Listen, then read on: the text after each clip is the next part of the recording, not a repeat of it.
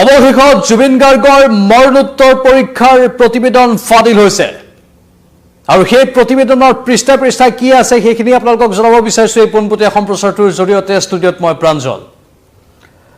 মৰণোত্তৰ পৰীক্ষাত এই কথাটো ধৰা পৰিছে যে জুবিন গাৰ্গৰ মৃত্যু বিষক্ৰিয়াৰ ফলত হোৱা নাছিল সেইখিনি তথ্য শেহতীয়াকৈ সন্মুখলৈ আহিছে আমি আপোনালোকক বিস্তাৰিত ৰূপত কম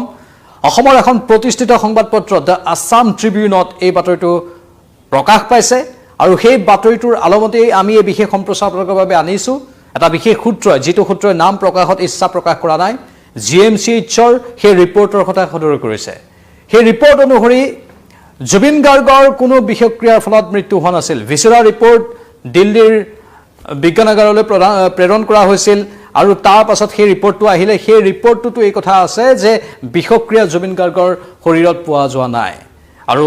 জুবিন গাৰ্গৰ মৃত্যু পানীত ডুবিয়ে হোৱা বুলি সদৰি কৰা হৈছে যেটো পূৰ্বে সিংগাপুৰৰ ৰিপৰ্টটো সদৰি কৰিছিল কিন্তু এইখিনিতে এটা টুইষ্ট আছে কাৰণ আমাৰ প্ৰিয় শিল্পী গৰাকীৰ শৰীৰত দুই এটা আঘাতৰ চিন থকা বুলি কোৱা হৈছে কিন্তু সেই আঘাতখিনি আকৌ পৰ্যাপ্ত নহয় এজন মানুহৰ মৃত্যু মাতি আনিবলৈ তেনে ধৰণৰ সেই ৰিপৰ্টটো সদৰি কৰা হৈছে মন কৰিব আজি বা কালি এই 2-3 দিনত পুনৰ জুবিন গাৰ্গৰ সেই পাৰ্থিৱ শৰীৰটোৰ ফটো ভাইৰেল হৈ আছে সামাজিক মাধ্যমত য'ত জুবিন গাৰ্গৰ ঠিক মূৰৰ এই অংশখিনিত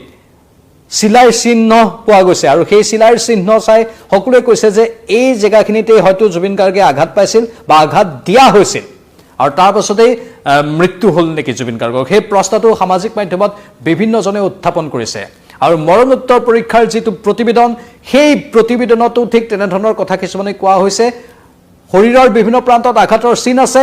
কিন্তু সেই চিনখিনি অৱশ্যে পৰ্যাপ্ত নহয় বা সেই আঘাতখিনি পৰ্যাপ্ত নহয় এজন মানুহৰ মৃত্যু মাতি আনিবলৈ তেনে ধৰণেও সদৰি কৰিছে সেই সূত্ৰটোৱে স্বাভাৱিকতে লক্ষণীয় এটা বিষয় কিন্তু